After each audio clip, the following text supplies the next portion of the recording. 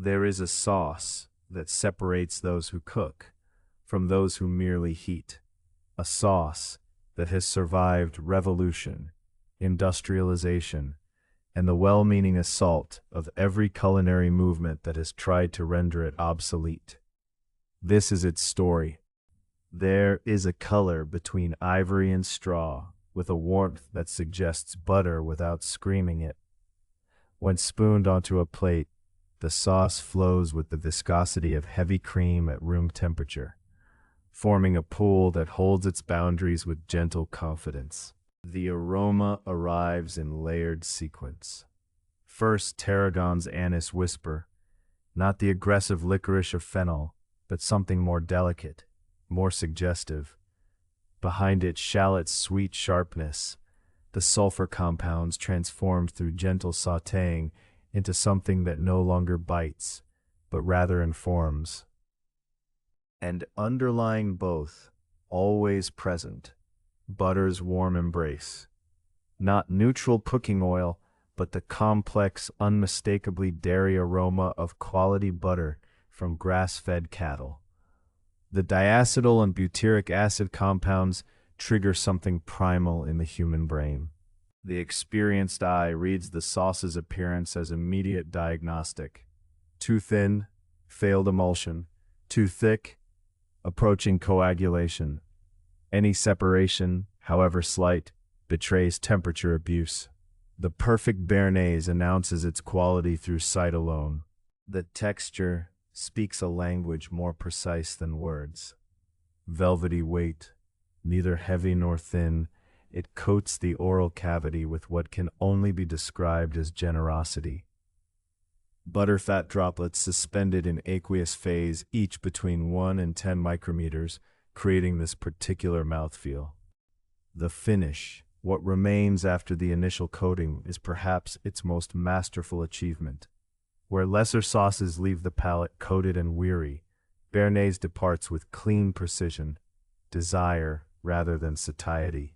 This is not hunger. This is the cultivated appetite of those who understand that certain pleasures demand preparation, patience, and respect. The year was 1837. The location, the Pavillon Henri IV in Saint-Germain-en-Laye, built upon the foundations where Louis XIV had been born. The occasion, the inauguration of the railway line from Paris to Le Pec. Jean-Louis François Collinet, chef de cuisine, faced a shallot reduction that was not proceeding as intended. Perhaps too reduced, perhaps threatening to burn. The details remain contested, but what followed was extraordinary. He added butter to the compromised reduction, created an emulsion with egg yolks, transformed failure into foundation. This was not the invention of emulsion itself. Hollandaise existed, but the specific marriage of emulsion technique to a shallot herb reduction. The naming carries its own weight. The bust of Henri IV, Le Grand Bearnais, watched from the dining room. The sauce would carry not the king's name directly, but the manner of his region, a tribute that acknowledges origin while claiming transformation. That same banquet produced a second invention, the soufflé potato. Potatoes subjected to insufficient heat, then salvaged by increased temperature. Two inventions born of pressure. The railway itself, a symbol of modernity, provided fitting context for creations that honored tradition while demonstrating innovation. That both inventions have survived, while the railway that occasioned their creation has been superseded. This testifies to the resilience of gastronomic culture. Pleasure proves more durable than transportation. The preparation of clarified butter is not merely preliminary, it is foundational, a ritual that separates the committed from the casual. Whole butter contains water and milk proteins that threaten emulsion stability. The slow melt requires patience that cannot be rushed. Butter liquefies without agitation, its components gradually separating by density. The foam rises, air and moisture escaping. The milk solids settle to the bottom. The golden fat that remains is carefully decanted. The shallots must be minced fine, almost to paste, so they will fully release their flavor during reduction and disappear into the finished sauce without textural distraction. White wine vinegar and dry white wine join the shallots. The vinegar provides direct assertive tartness. The wine contributes depth and subtle sweetness. Together they create acidity that is layered rather than simple. The tarragon stems are added to the reduction. Tougher than leaves, they withstand prolonged heating, releasing essential oils into the liquid. Their work complete, they are strained out. No textural reminder, only extracted essence remaining. Reduction to nearly dry, au sec, intensity concentrated. This is not mere evaporation, but transformation. As water departs, flavor compounds concentrate, interact, and modify. 1 to 2 tablespoons of intensely flavored liquid from initial cup measures. Now the sabayon. This is the moment of maximum vulnerability. The yolks whisked with reduction over gentle heat. The figure-8 motion, bringing the emulsifying proteins to the threshold of coagulation without crossing it. The ribbon stage, lifting the whisk to draw lasting trails. The mixture falls in a continuous stream that folds back upon itself. The color shifts from bright yellow to pale gold. The volume increases. The texture transforms from liquid to foam. 65 degrees Celsius. The threshold. Exceed this, and the yolks begin to curdle. The traditional test. Ability to touch the bowl without injury. But the experienced saucier's hand knows what the thermometer confirms. The first drops of clarified butter are critical. Added too rapidly, they overwhelm. Added too slowly, they cool the mixture. Drop by drop, whisking vigorously, building the initial emulsion structure. Then the thin stream, continuous, steady, patient. The finishing herbs, fresh tarragon leaves, and chervil, finely chopped. Added only when emulsion is complete and heat removed. Their volatile oils, responsible for the fresh, bright character, would be destroyed by prolonged heating. There is a heresy that has spread through kitchens worldwide. The addition of Dijon mustard to Bearnaise. No early recipe, not Coulinet's, not Gouffet's 1867 version, not Dumas's 1873 inclusion, mentions mustard.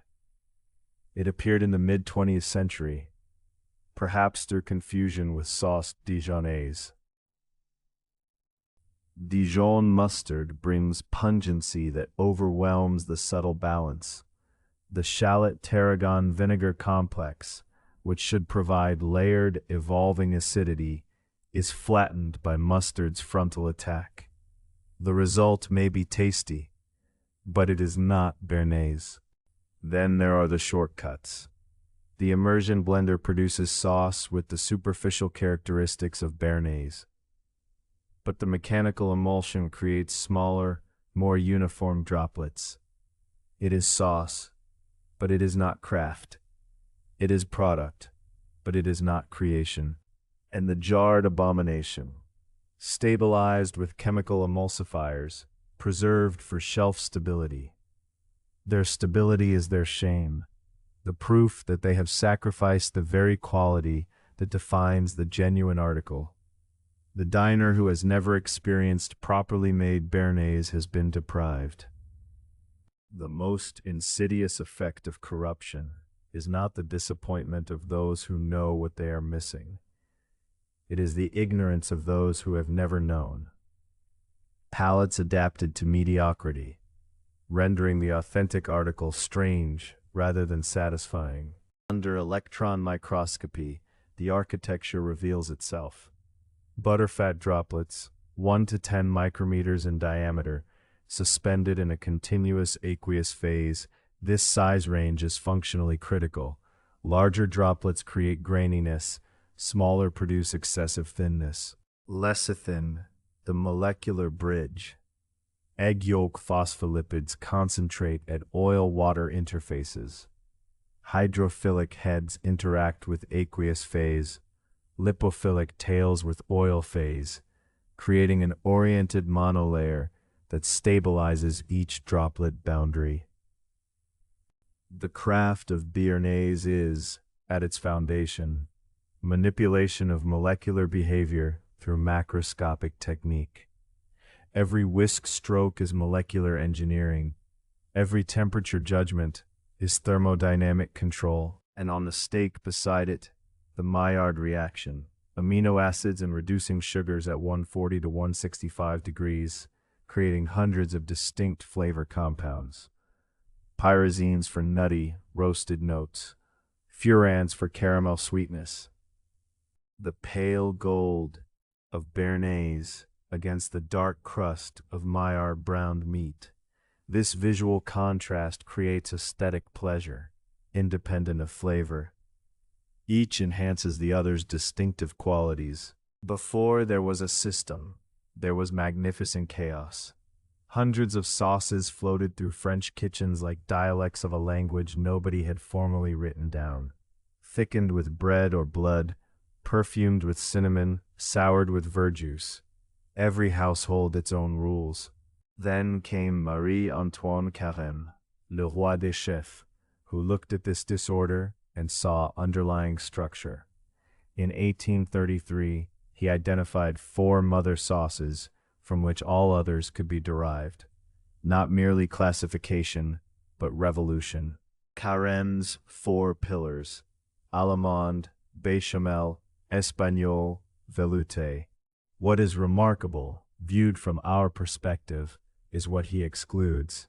No hollandaise, no emulsion sauce among his mothers. The egg butter emulsion was known, but not yet canonized. The Allemande, German sauce, was Carême's leading preparation, but history intervened. After the Franco-Prussian War of 1870, everything German became toxic in French culture. The word Allemande on a French menu had become uncomfortable, a reminder of defeat in the language of pleasure. Escoffier's solution was elegant. He reclassified Allemande as a derivative and elevated 2 new preparations to mother status: hollandaise and sauce tomate. The emulsion at last given the recognition that decades of practice had established it deserved. Béchamel, the most nurturing and democratic. Roux and milk, nothing more. Named for the Marquis de Nointel, though whether he invented the sauce or merely had it named as courtly flattery remains beautifully disputed. Espagnole, dark, complex, laborious, built over days from brown stock, mirepoix, and tomato. Why Spanish?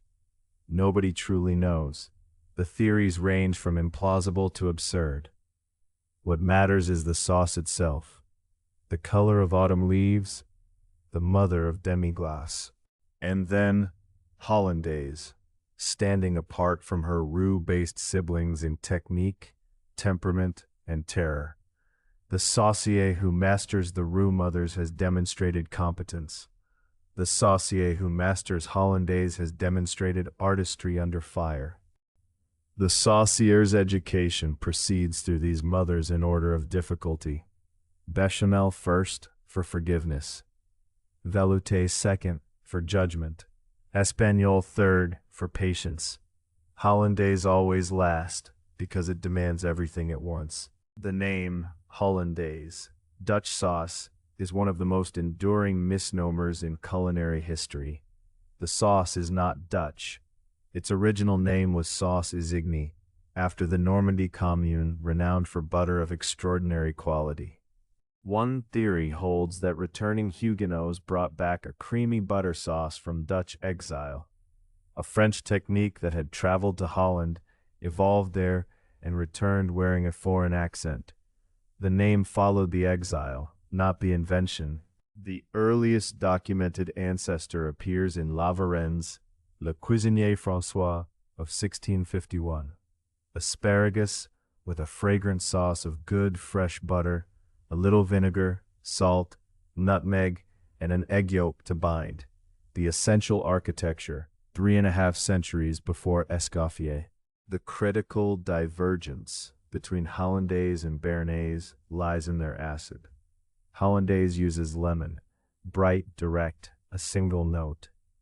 Bearnaise uses a reduction of vinegar, wine, shallot, and tarragon, a chord where Hollandaise plays a note.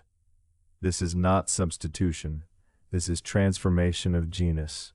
Hollandaise is, aromatically, almost silent. Butter and lemon with a whisper of white pepper. This silence is not deficiency, but design, the blank canvas that makes its derivatives possible, the unadorned stage upon which other sauces take their places. Bearnaise fills that silence with a full symphony. Tarragon's anise signature, chervel's delicate overlay, shallot's sweetness, the ghost of wine and vinegar, all built into the foundation through reduction, integrated at the molecular level, so that no element can be separated from the whole. Despite Bearnaise's greater complexity, and for many greater appeal, Hollandaise remains properly the mother. The simpler preparation precedes the complex. The note must come first, however much the symphony exceeds it in interest. Mrs. Isabella Beeton, writing in 1861, approached Hollandaise with characteristic Victorian confidence. She instructed the cook to add a half teaspoon of flour, a stabilizing cheat that professional sauciers would find unforgivable, but that household cookery demanded. The 17th century cook worked without thermometers, without scientific understanding of emulsion, relying entirely on sensory feedback and accumulated experience to navigate the narrow window between failure and success. Hans knew what chemistry would later explain. Sauce mousseline, Hollandaise given the condition of cloud.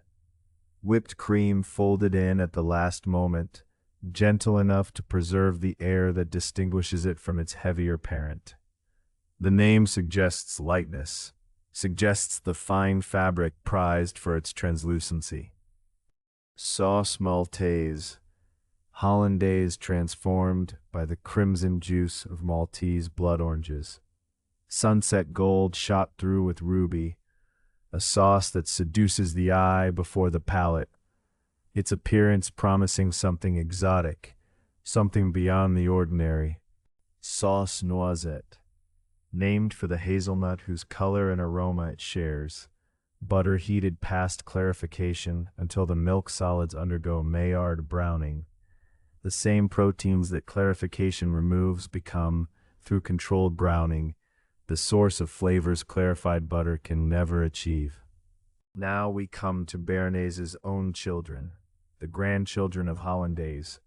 Coron, Foyot, Paloise, each takes the mother's complex architecture and adds one defining element. Each tells its own story. Some are still alive. Others exist only in the memory of old books. Sauce Coron bears the name of a chef who fed Paris elephant during the Prussian siege of 1870. Alexandre Coron of Restaurant Voisine composed a Christmas menu of stuffed donkey head, elephant consommé, and kangaroo stew, haute cuisine under siege. His tomato béarnaise proved the more durable legacy. Sauce Foyot, named for the restaurant on the Rue de Tournon that served Paris's literary and political establishment for 90 years. When it closed in 1938, something irreplaceable was lost. The sauce remains, béarnaise deepened with concentrated meat glaze, approaching the threshold of overwhelming intensity. Sauce Paloise occupies the most philosophically complicated position. Named for Pau, the capital of Béarn itself.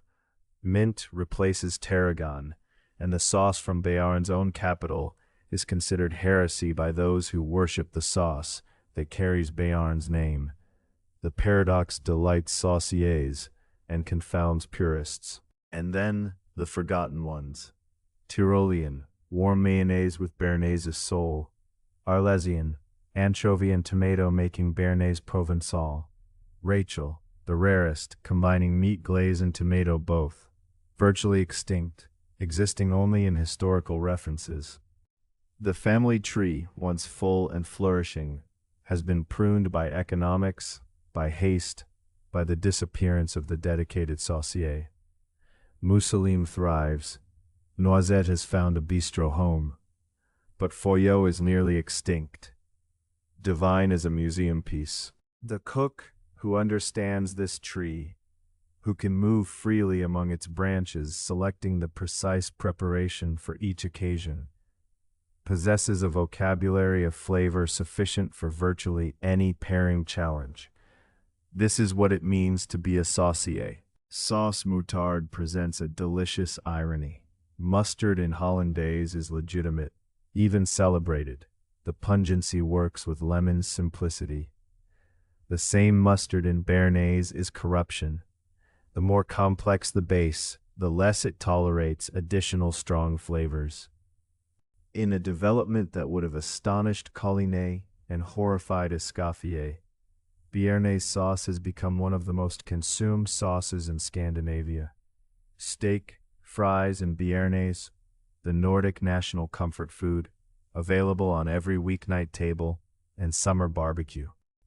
The path of adoption traced through French-trained Scandinavian chefs, who returned home with classical technique, and the particular affinity between Bearnaise's buttery character and the Nordic appetite for dairy-heavy flavors. Excellent Scandinavian butter from grass-fed cattle spoke naturally to these palates. The historical path traces through French-trained Scandinavian chefs who returned home bearing classical technique like a sacred flame. They found in Nordic palates, raised on cream, on butter, on dairy's warm embrace, a natural audience for the richest sauce in the French canon. The most startling manifestation, Bearnaise as pizza topping. In Sweden, drizzled over finished pizza with the casualness Americans apply ranch dressing. A warm emulsion designed for immediate consumption at precise temperature, applied to baked flatbread. The cosmological order disturbed. The saucier who has spent years learning to maintain emulsion under fire may view tube Bearnaise with contempt, and that contempt is not without justification. But the family at the grill, squeezing from a tube, is participating in something Collinet himself might recognize: the pleasure of butter and herb with grilled meat. The Nordic Bearnaise industry has achieved a scale no French producer has attempted. Squeeze tubes alongside ketchup. What is lost in this transformation is everything that defines Bearnaise as craft: the precariousness, the attention, the moment-to-moment judgment, the unrepeatable signature of the maker's hand. What is gained is access. The trade-off recapitulates the fundamental tension of food itself. Yet the flavors, butter, tarragon, shallot, vinegar, are universally appealing regardless of temperature or context, a testament to the robustness of the original formulation. Even when removed from its designed conditions, Collinet built something that endures even in forms he could never have imagined. Fernand Point, chef of La Pyramide, distilled the essence. A Bearnaise is only an egg yolk, a shallot, a little tarragon, but it takes years of practice before the result is perfect. The first stage is watching. Weeks or months before touching ingredients, the apprentice observes. Mental models forming, expectations being built. The master, aware of being watched, performs with heightened attention. The first attempt is inevitably disappointing. The hand, unaccustomed to continuous whisking, tires quickly. The judgment of temperature, untrained by experience, proves unreliable. This failure is necessary. The humiliation of failed Bearnaise is necessary preparation for the satisfaction of eventual success. The Nouvelle Cuisine revolution of the 1970s launched a direct assault on classical sauces. Lighter preparations, natural flavors unmasked by heavy sauces. Bearnaise, rich, buttery, demanding, became collateral damage. Sauce stations were eliminated. Dedicated sauciers were dismissed. The knowledge pipeline suffered most. If there are no saucier positions, there are no apprentice sauciers. If there are no apprentices, there are no masters for the next generation. The embodied knowledge, the feel for temperature, the instinct for rescue, disappears with its last practitioners. Hundreds of sauces, thousands of whisk strokes. The hand learning what the mind cannot articulate. The precise resistance of properly thickened sabayon. The visual sheen of optimal emulsion. The aromatic moment when reduction achieves its purpose. There comes a moment of grace, when the sauce that emerges from the apprentice's hand is no longer merely acceptable, but genuinely good, indistinguishable from the master's own. This is the transition from student to practitioner. Then something unexpected. Young chefs who had trained in the modernist tradition found themselves drawn to the classical preparations they had been taught to despise. The neo-bistro movement of the 2000s and 10s, and Bearnaise stood at the center of this rediscovery. Le Relais de l'Entrecôte, the Parisian institution that serves exclusively steak frites with a mysterious green sauce related to the Bearnaise family. No menu, no choice. One dish executed with obsessive consistency. Its perpetual cues prove that sauce as the center of dining has never disappeared, merely been underserved. The steak, frites, Bearnaise trinity became the defining dish of neo-bistro identity.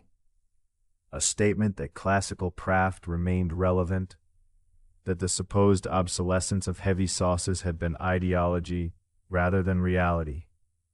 The old ways had not failed. The sauce travels the world.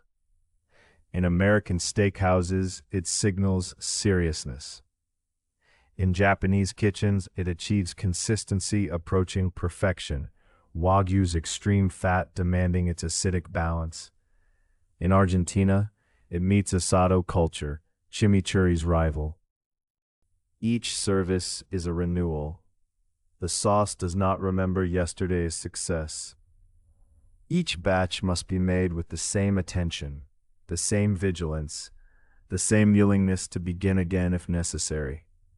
A machine could produce technically perfect Bearnaise with greater consistency than any human, but it could not produce the particular satisfaction of emulsion held under pressure, the vulnerability, the flow state, the private satisfaction of craft. That is not weakness, it is essential character. The guest's face, when the sauce succeeds, there is a particular expression, recognition, pleasure, surprise. It cannot be elicited by shortcut or approximation. It responds only to the real, to the perfect, to the achieved. The sauce will survive, as it has survived every previous assault, because it embodies something that efficiency cannot replicate and convenience cannot replace. The demonstration that human attention, applied with skill, can transform simple materials into extraordinary experience. Bearnaise is not merely a preparation but a practice, not merely a recipe but a relationship. The ongoing conversation between human skill and natural material that constitutes the deepest meaning of cooking. To make it well is to participate in something that extends beyond any individual life.